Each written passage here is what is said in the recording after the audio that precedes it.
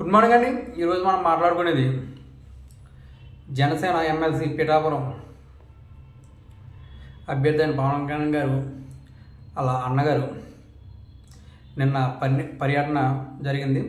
అక్కడ PCH ఓపెనింగ్కి వచ్చారు. అప్పుడు వర్మ గారిని పిలలేదు, కనీసం ఫ్లెక్స్లో కూడా ఆయన పేరు లేదు. అలాగే అన్న క్యాంటీన్ కాడికి వెళ్ళారు, అక్కడ ఓపెన్ చేయరు. అక్కడ కూడా జై వర్మ జై జై వర్మ అంటాం, టీడీపీ కార్యకర్తలు అంటాం, జై జనసేన అంటాం, కొద్దిగా గెంటుకున్నారు.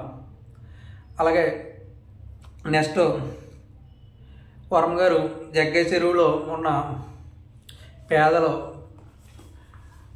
కష్టాలపై కలెక్టర్కి రిపోర్ట్ చేశారు. ఆ కష్టాలన్నీ వినతి పత్రాలు ఇచ్చుకుని కలెక్టర్కి ఇవ్వడం జరిగిందన్న. నాకు ఖాళీ లేదని చెప్పాడు ఆయన. కానీ ఒరిజినల్గా అయితే ఆ శిలాభాగం మీద వర్మ గారి పేరు ప్రోటోకాల్ ప్రకారం ఎక్కలేదు.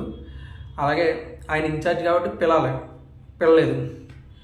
అలాగని నెక్స్ట్ టీడీపీ జనసేన అక్కడ మాత్రం బాగా లాంగ్ అయిపోతుంది. 174 నియోజకవర్గాలు కలిసి ఉండొచ్చు, 175 నియోజకవర్గం పవన్ కళ్యాణ్ గారిది. అక్కడ మాత్రం టీడీపీ జనసేన కలిసి లేదు. ఎందుకంటే టీడీపీ క్యాండిడేట్ స్ట్రాంగ్ క్యాండిడేట్ ఆయన వర్మ గారు.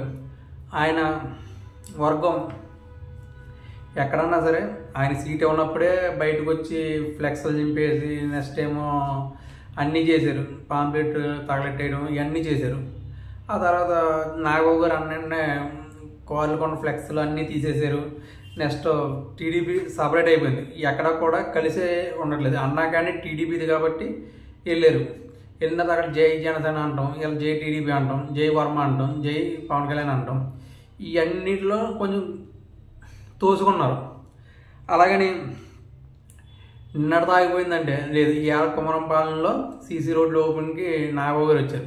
అక్కడ కూడా సేమ్ పరిస్థితి. అంటే ఈ పొత్తు నెక్స్ట్ ఎలక్షన్ ఉంటుందో లేదో చెప్పలేం. ఎందుకంటే ఇలా చెప్తున్నారు 15 సంవత్సరాలకు పొత్తు గ్యారంటీ అంటున్నారు, కానీ చెప్పలేం. ఇలా ఉంటే నియోజకవర్గాలు పెరిగితే వర్మ గారికి సపరేట్ అయిపోద్ది, పవన్ కళ్యాణ్ గారికి సపరేట్ అయిపోద్ది, ఇంకా ఈ గొడవ ఉండదు. కానీ ఇదే కానీ కంటిన్యూ అవుతే మాత్రం ఈ విషయంలో మాత్రం వర్మ గారు నెక్స్ట్ ఎలక్షన్లో వైసీపీకి వెళ్ళి పోటీ చేసే అవకాశం ఉండొచ్చు. ఎందుకంటే టికెట్ ఎన్నాలని ఈయన మాత్రం ఇక్కడ ఉంటారు, ఎమ్మెల్సీ ఇస్తా అన్నారు, అందరికి ఇచ్చారు కానీ ఈయనకి ఇవ్వలేకపోయారు. ఎందుకంటే ఈయన కూడా ఓసీ కేటగిరీ కాబట్టి ఇవ్వలేకపోయాడని టీడీపీ చెప్తున్నారు.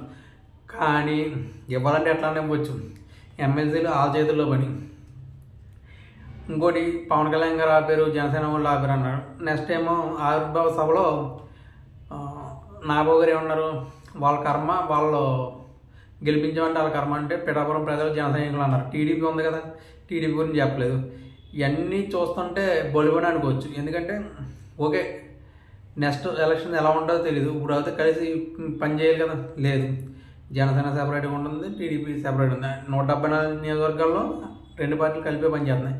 175 నియోజకవర్గంలో పవన్ కళ్యాణ్ నియోజకవర్గంలో మాత్రం రెండు కలిపి పని చేయట్లేదు.